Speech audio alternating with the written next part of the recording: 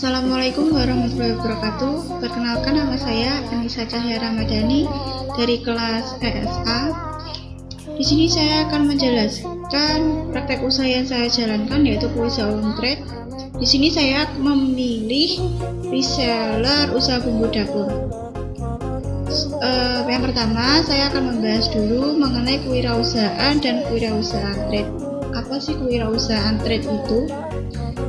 Yang pertama itu kewirausahaan. Kewirausahaan yaitu suatu profesi yang timbul karena interaksi antara ilmu pengetahuan yang dapat diperoleh dari pendidikan formal dengan seni yang hanya dapat digaji dari rangkaian kerja yang diberikan dalam praktik. Sedangkan kewirausahaan trade yaitu bidang usaha perdagangan yang meliputi usaha pedagang kecil seperti retail, grosir, agen, dan juga reseller. Langsung saja, di sini saya akan membahas usaha yang saya jalankan, yaitu saya memilih reseller usaha bumbu dapur. Mengapa sih saya memilih reseller usaha bumbu dapur ini? Ada beberapa alasan. Yang pertama, banyak dicari di pasar.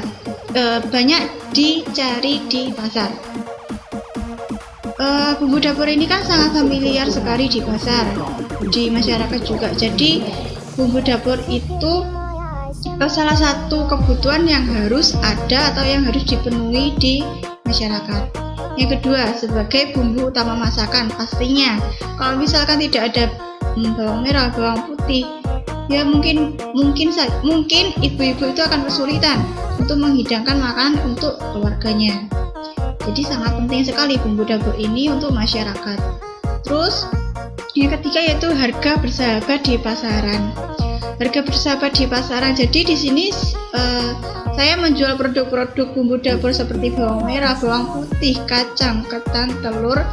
Itu harganya sesuai dengan pasar. Jadi tidak menjatuhkan pasar atau saya membuat harga sendiri, itu tidak. Jadi sesuai dengan pasar. Terus yang selanjutnya itu penyalurannya mudah. Di sini saya itu mengambil produknya di grosir, di Eva Grosir. Itu yang menyediakan beberapa produk bumbu dapur seperti telur, bawang merah, bawang putih, kacang, ada semuanya. Jadi saya mengambil dari agen pertama, dari tangan pertama. Untuk penyalurannya itu bisa konsumen mengadakan COD dengan saya atau bisa mengambil di rumah saya. Terus yang selanjutnya, keuntungan cukup besar.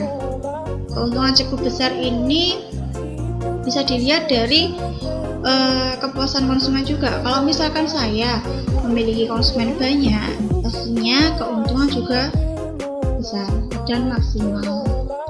Itulah beberapa alasan mengapa saya memilih usaha bumbu dapur ini.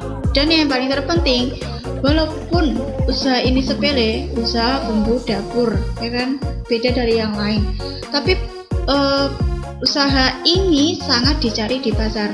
Kalau misalkan tidak ada satupun orang yang menjual bumbu dapur, pasti masyarakat akan kesulitan atau pasar juga akan kesulitan, seperti itu. Inilah saya saat pengambilan produk di gudang supplier. Ini saat pengambilan bawang merah.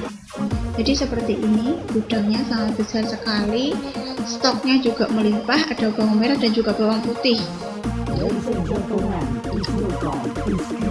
Selanjutnya, ini juga masih di gudang pengambilan bawang merah. Itu sudah kelihatan bawang putihnya, ada beberapa kintal, ada beberapa karung. Jadi gudang ini sangat besar sekali. Tapi gudang ini khusus pengambilan bawang merah dan juga bawang putih. Oke. Produk-produk yang saya jual itu tidak hanya bawang merah dan bawang putih saja, tapi nih ada minyak goreng juga, ada bawang merah. Ini bawang merahnya bawang merah super, garing, kering, nggak basah, jadi tahan lama, bagus pokoknya. Terus bawang putihnya juga super, yang besar-besar seperti itu. Terus ada telurnya besar-besar. Terus ada kacang. Biasanya kacang ini bisa digunakan buat camilan itu kacang kericik, atau bisa dibuat sambal pecel, itu juga bisa. Oke, selanjutnya di sini saya akan memberitahu berapa sih keuntungan dari usaha reseller tersebut, bumbu dapur tersebut. Saya memang tidak terlalu mengambil keuntungan yang lebih besar.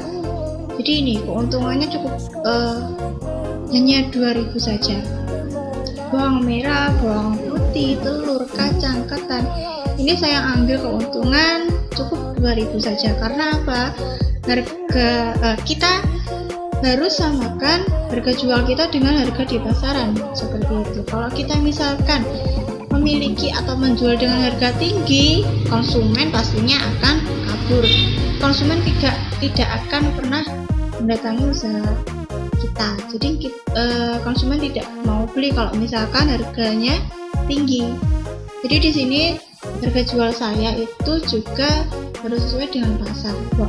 Ya walaupun keuntungannya cuma sedikit, tapi kalau misalkan produk yang kita jual itu seperti bawang putih, bawang merah, sudah saya jelaskan tadi bahwa bawang merahnya itu kering, besar, bagus kualitasnya, otomatis nanti konsumen kan suka.